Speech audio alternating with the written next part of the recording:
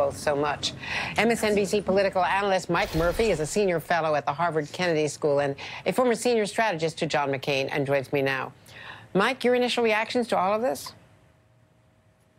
Well, like a lot of people who know John McCain well, I'm pulling for him, but I'm also very offended by what the White House staffer said. Unfortunately, this White House, regardless of party, has the lowest bar for staff qualifications that I've ever seen in politics. So we got a couple of dregs over there, and it's amazing to me she's still employed in the highest office in the land. Hopefully that'll get rectified today. It was a horrible comment, and it just shows the culture inside that place, which is a depressing.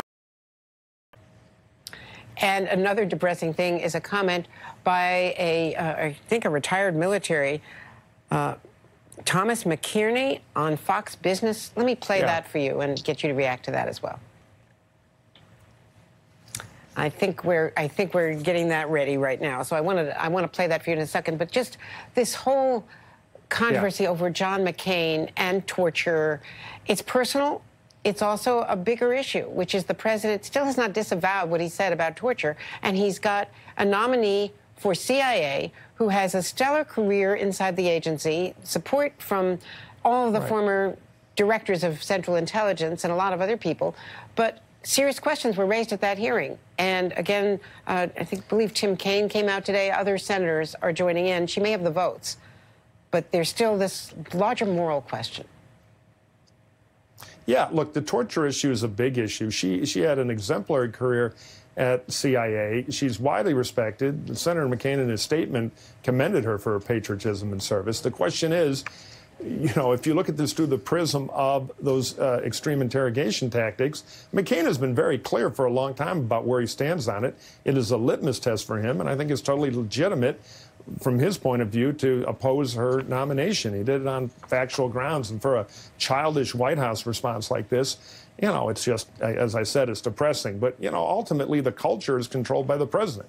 That's how the culture in the White House is set, and we've seen Donald Trump before, for a lot of people, not just Senator McCain, act in a coarse and vulgar way. So that's part of the new reality, I guess, of the Trump presidency. My guess is the Republicans do have the vote to confirm her. She has a lot of support based on her career there, but I think Senator McCain's opposition was not surprising and quite principled from his point of view on the so-called torture or enhanced interrogation issue.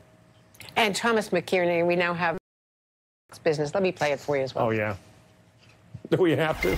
The fact is John McCain, it worked on John. That's why they call him Songbird John.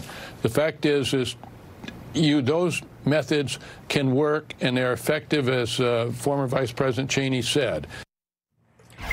This is a man, I don't need to remind you, but for our viewers, this is a man who, as soon as he was captured, was offered immediate release by the Vietnamese because his dad, also, you know, Admiral McCain, was in charge of the entire Pacific Theater, including the Vietnam War.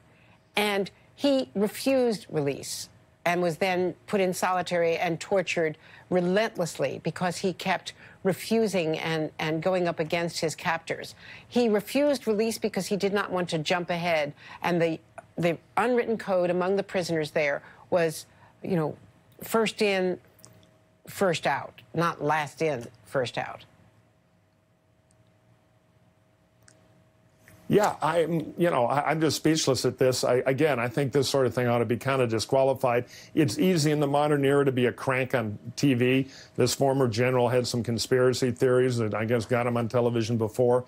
Best ignored. If you compare these charges with the truth and the reputation that John McCain has and has earned, it spitballs against a battleship. So I think their 5 minutes ought to be over and they can go back to the, you know, crank world where they come from, and we should focus on Senator McCain's service, which is exemplary throughout his entire career. I also want to ask you about George W. Bush last night speaking at the Atlantic Council. He has, you know, he has not spoken out very often, if at all. And let me play another one of the clips from that Atlantic Council speech. The former president of the United States speaking about the importance of global engagement by this administration and all administrations, without mentioning the President Trump by name. The problem with greatness is responsibilities. One cannot rise to be, in many ways, the leading community in the civilized world without being involved in its problems, without being convulsed by its agonies, and inspired by its causes. People of the United States cannot escape world responsibility. I wholeheartedly agree. When we confront suffering, when we save lives, we breathe hope into the devastated populations, strengthen and stabilize society, and make our country and the world safer. Now, the president Bush was speaking specifically about what he had done with bipartisan support, with Bono's support, to try to eradicate AIDS in Africa, a stellar agreement that was done through the State Department, which is being destroyed by the current Trump budget. But he's clearly also speaking about other issues where we are withdrawing from the world. And most recently, 48 hours ago, or a little longer, ignoring our European allies and Iran. Yeah, it's kind of unthinkable to us who have been around Republican philosophy for a long time. The party has always recognized that we're the lone hyperpower, superpower, and with that comes a certain responsibility. We don't have to be the world's policeman in every case, but we're the conductor. We lead the orchestra of the free world.